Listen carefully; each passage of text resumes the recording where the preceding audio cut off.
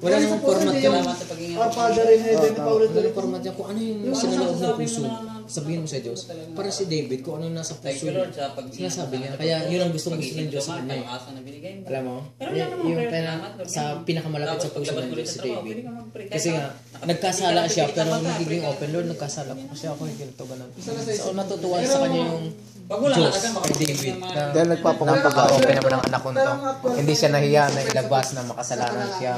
Hindi siya nahiya na ganito nangyari. Pero naging open siya, Lord, kailangan ko ng ganito. Tapos, hindi ka naging open ka. Para kang earthly father dito sa lupa na ikaw yung anak ng at saka, yan mo di ba pag nanala, Papa, bigyan mo ko ng ganito. Di ba tuwa ka na open yung anak mo na gusto ko ng anak ko ng ganito. Bibigyan.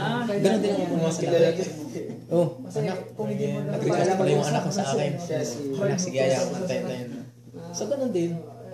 Naging open ka sa Diyos. Yun ang gusto kayo ng Panginoon. Kesa naman, nahiya ka lumapit kasi nakagawa ka